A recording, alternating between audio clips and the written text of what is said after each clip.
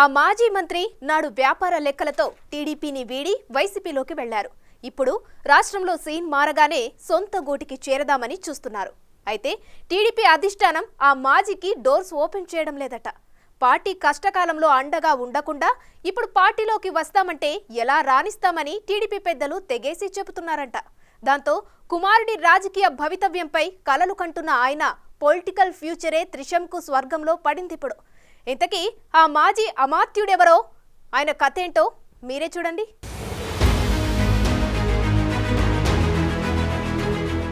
సిద్ధ రాఘవరావు మాజీ మంత్రి, ప్రకాశం జిల్లాలో ఒకప్పుడు ఒంటి చేతితో రాజకీయాలు నడిపిన వ్యక్తి. ఇప్పుడు సిద్ధ రాజకీయ పరిస్థితి తిరగబడింది. 2019 సార్వత్రిక ఎన్నికల్లో ఒంగోలు ఎంపీగా పోటీ చేసిన సిద్ధ ఓటమి పాలయ్యారు. వైసీపీ 151 సీట్లతో గెలిచి ప్రభుత్వాన్ని ఏర్పాటు చేయడంతో వెంటనే వైఎస్ జగన్ సమక్షంలో కండువా కప్పేసుకున్నారు. వ్యాపారవేత్త కావటంతో గ్రానైట్ వ్యాపారాల సంరక్షణతో పాటు తన కుమారుడి రాజకీయ భవిష్యత్ కోసం నాడు పార్టీలో చేరినప్పటికీ వైసీపీలో ఆయనకు ఎలాంటి ప్రాధాన్యత దక్కలేదు.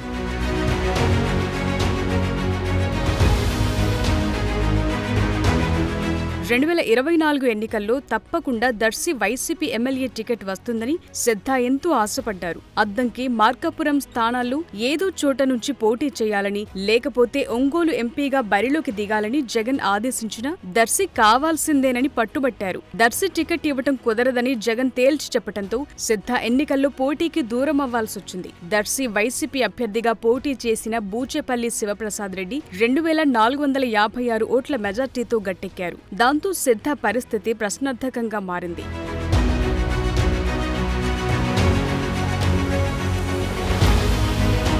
ఇక వైసీపీలో ఉన్న ప్రయోజనం లేకపోవడంతో సిద్ధ ఆ పార్టీకి గుడ్ బై చెప్పేశారు. ఆ మేరకు తన రాజీనామా లేఖను పార్టీ అధినేత వైఎస్ జగన్మోహన్ రెడ్డికి పంపారు. సిద్ధ రాఘవరావు కుటుంబానికి చీమకుర్తి పరిసరాల్లోని బూదవాడ గ్రామంలో గ్రానైట్ క్వారీలతో పాటు ఫ్యాక్టరీలున్నాయి. తెలుగుదేశం పార్టీలో గతంలో అధికారం ఉన్నప్పుడు కీలకంగా వ్యవహరించిన సిద్ధ రాఘవరావు ఒక దశలో పార్టీ అధినేత నారా చంద్రబాబు నాయుడుకు అత్యంత విశ్వాసపాత్రుడిగా వ్యవహరించారు. ఉమ్మడి రాష్ట్రంగా ఉన్నప్పుడు టీడీపీ ప్రతిపక్షంలో ఉన్న సమయంలో కూడా చంద్రబాబు వెంటే ఉన్నారు.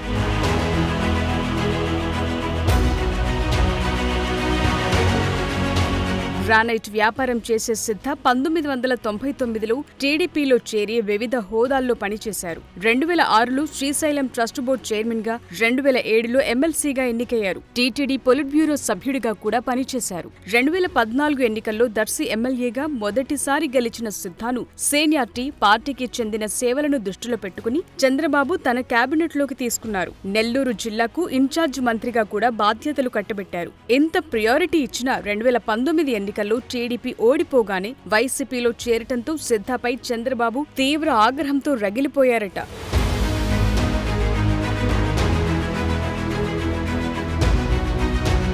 2019లో రాష్ట్రంలో అధికారంలోకి వచ్చిన వైసీపీ ప్రభుత్వం సిద్ధ ప్రధాన వ్యాపారమైన గ్రానైట్ క్వారీలపై ఫోకస్ పెట్టింది. సిద్ధ కుటుంబ సభ్యులకు సంబంధించిన గ్రానైట్ క్వారీలలో అక్రమాలు జరిగాయంటూ 400 కోట్ల రూపాయలకు పైగా ఫైన్ విధించింది. సిద్ధ కుటుంబానికి ప్రధాన వనరుగా ఉన్న గ్రానైట్ పరిశ్రమలు దెబ్బతినటంతో ఆర్థిక లావాదేవీలు ఒక్కసారిగా స్తంభించాయి. ఇక చేసేదేమీ లేక ఆయన వ్యాపార సామ్రాజ్యాన్ని రక్షించుకోవటానికి వైసీపీ పంచకు చేరాల్సొచ్చిందని ఆయన అనుచరులంటున్నారు.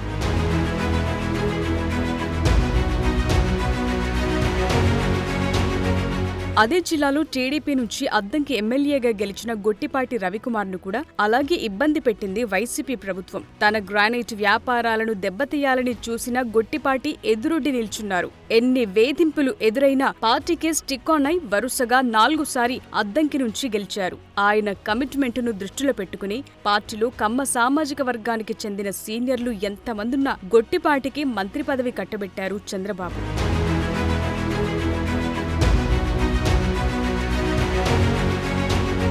ఇప్పుడు సిద్ధ రాఘవరావు సొంత గూటికి చేరటానికి విశ్వ ప్రయత్నాలు చేస్తున్న టీడీపీ అధిష్టానం ఆ లెక్కలతోనే పాజిటివ్ సిగ్నల్స్ ఇవ్వటం లేదట. వాస్తవానికి 2024 ఎన్నికలకు ముందు వైసీపీలో దర్శి టికెట్ దక్కకపోవడంతో తిరిగి టీడీపీలోకి వచ్చి టికెట్ కోసం ఆయన ప్రయత్నించారట. అయితే అప్పుడే వద్దన్న టీడీపీ పెద్దలు ఇప్పుడు అసలు పార్టీలోకి నో ఎంట్రీ అని తేల్చి చెప్తున్నారట. పోనీ బీజేపీ లేదా జనసేనలోకి వెళ్లే ఛాన్స్ ఉందా అంటే చంద్రబాబుని కాదని ఆ 2 పార్టీలు ఆయన్ని చేర్చుకునే పరిస్థితి లేదు. ఆ క్రమంలో ఇటు వైసీపీకి రాజీనామా చేసి అటు టీడీపీలోకి తీసుకుపోవడంతో ఇప్పుడు సిద్ధా రాఘవరావు ఏం చేస్తారు? ఆయన రాజకీయ భవిష్యత్ ఏంటన్న దానిపై సర్వత్రా చర్చ జరుగుతోంది.